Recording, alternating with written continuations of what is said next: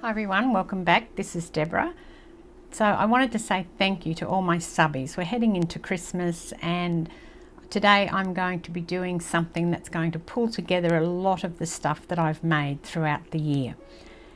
So before I get going on that, I just wanted to share with you some stats.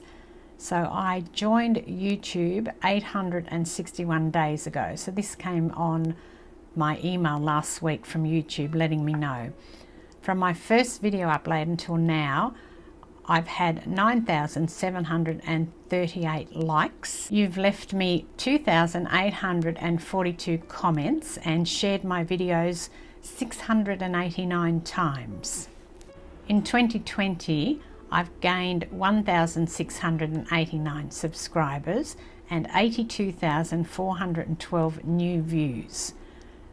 You've spent 453,437 minutes watching my videos in 2020 and you've liked them 8,388 times. So thank you very much everyone. Now let's get started on the project. So I've gathered all my things, or not all of them, but a lot of the stuff that I've made this year.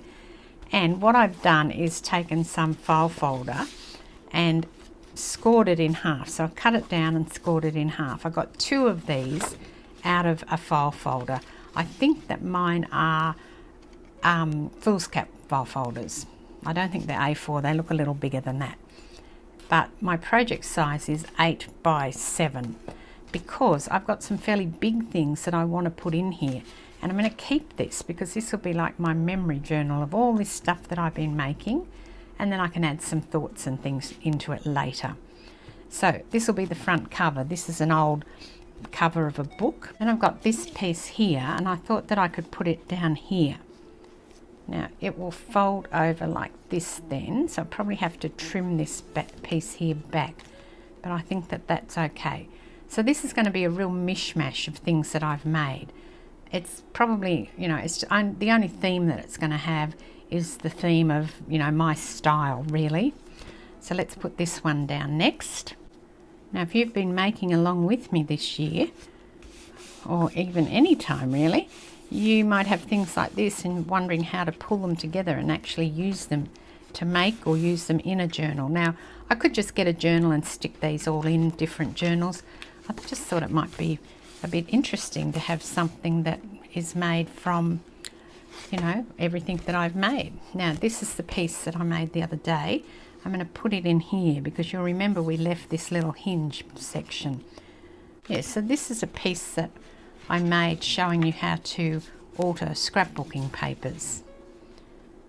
I'll put this piece on here, but it will need to be cut down ever so slightly. I was going to bind this, but I think I've had a change of heart now. I don't think I'm going to do that at all. I'm going to work on a bit of an accordion sort of flip now, I think, with all of these bits that I've got, and it'll probably work better given, you know, the nature of this and that it's quite big. Now I know that that's sticking out there, but I really don't care, don't mind that at all. It's going to be a lot more that'll probably stick out. So this will go down on here. So I've got something underneath it, and everything's going to be really thick in this, which is why I thought the sort of flip out model might work better than the way I was going to do it. So I'm just working out, I think, I'm not measuring, I think that'll be about enough of a hinge to hold it. And then the only place that I can put that hinge is on here.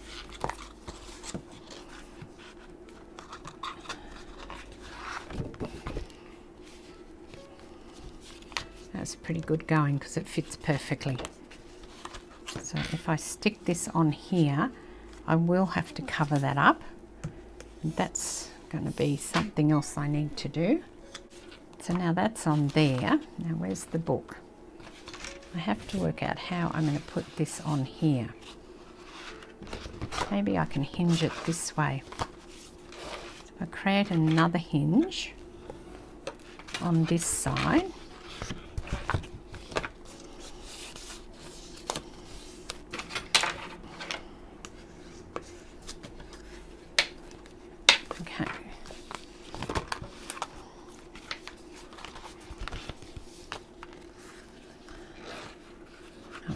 the other way though, so it can fold down.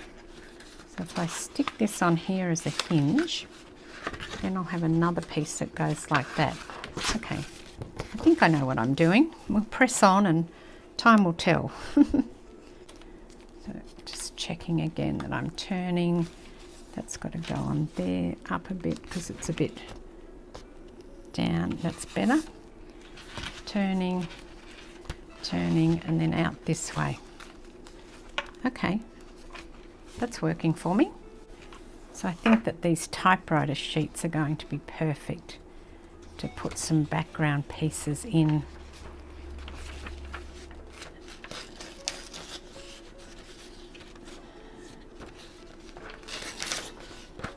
Let's tear a couple of those out and now find out whether or not this is going to work.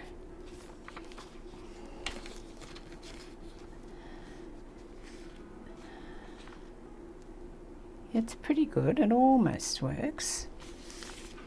Just have to take some off the side and the bottom probably. See, I probably don't need all that stuff that's on the bottom there. So if I could find my ruler again, here. I don't know about you, but things just seem to disappear. It's like a phenomenon in my craft room. I'm looking for something and I've just used it and then suddenly it's gone and I've no idea where it's gone.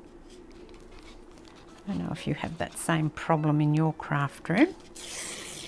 I keep all these little bits. I've got a little box that they go in, a little folder thing. So I like to use those in pieces. I may even use those today. Yes, I wonder what problems you've got with things disappearing. Let me know. Leave me a comment. Let me know I'm not alone, please. I'm feeling like I'm a bit alone when I lose things all the time. Maybe it's just me. Oh, that's cute. Okay. So we'll do this little pocket in here. Now the other thing I've got is I've still got some of this tape that I made. It's holding up quite well. I've just left this, you know, in the box of ephemera, and it's actually not too bad. I had one little piece left and I thought I might use it today. And I think that maybe I'll stick it on here. Maybe not. Maybe I'll put it just a little bit up here. Actually, I'm going to put it all up there. It's only decorative, it doesn't really do anything, but that's great. That's with the alcohol ink and it's still holding up well. And I think it gives that really aged look, like, you know, this is actually something that's quite old rather than, you know, reasonably, well, the page is old, but, you know, a lot of the stamps and things, but I think that's quite cool. Right, so that's that page done. And I will find something to go in that pocket. I'll have to make myself some more of that now. And I think that looks fine. You sort of can't really, you know, tell that, because I've got it on this side as well. When it's laying flat, you're not really seeing that, oh, this piece is on the back of this. Well, that's what I think anyway, so let's move on. I'll go with what I think. I have to find something to put on here. The pages are actually probably a tiny little bit too big for all the stuff that I've got.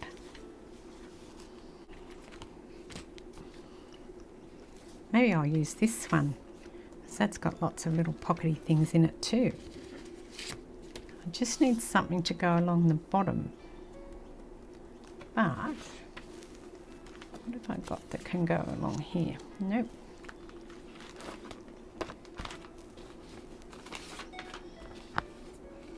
This is a little bit fiddly, so I apologise for that. I thought it would be a bit less fiddly than what it's turning out to be, but that's okay. I have a little bit of paper that I could pop down there. I will have to have it just butting up against that. let's just review this again. I think that that will be okay. Yep, I think we've done it now. If I butt this exactly up against this edge, oh, I want to take it down, don't I? So I actually can see it underneath. And then if I put this over the top, I think that's fine once I get that cut off or torn off. Let's just do that now before I stick the other piece on. Measure, and there you go.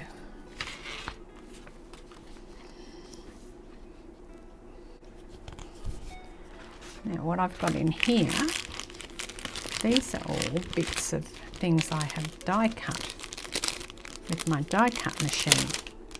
So when I get it out, I tend to do a few at once.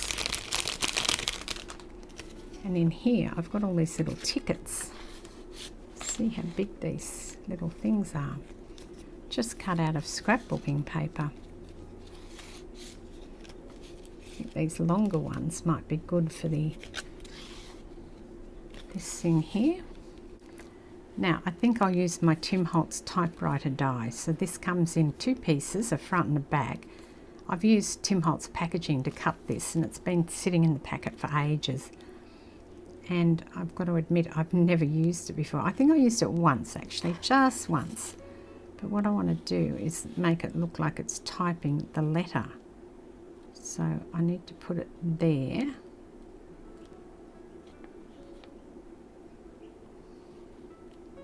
Just there. But what I need is a plain piece of paper under it, so that's blank. Because that will be the feed.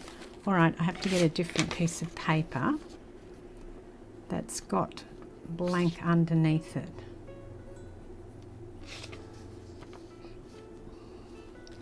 Maybe I can use this piece here.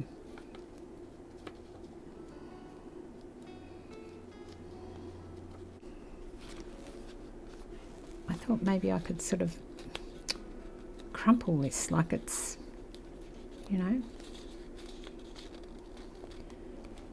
going up, but not, we don't want a crumpled piece of paper as you're typing, but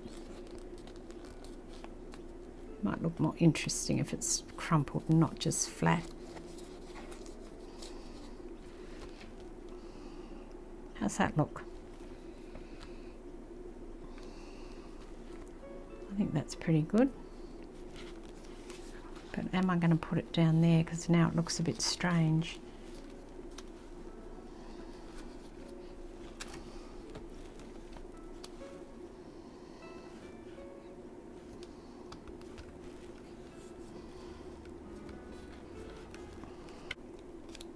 Put this down here, have a bit of crease in here as well.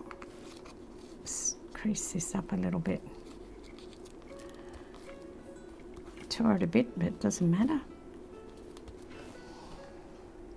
Okay, a lot of fiddling for a little thing, but well, I'm happy with it, so that's all that matters really, isn't it?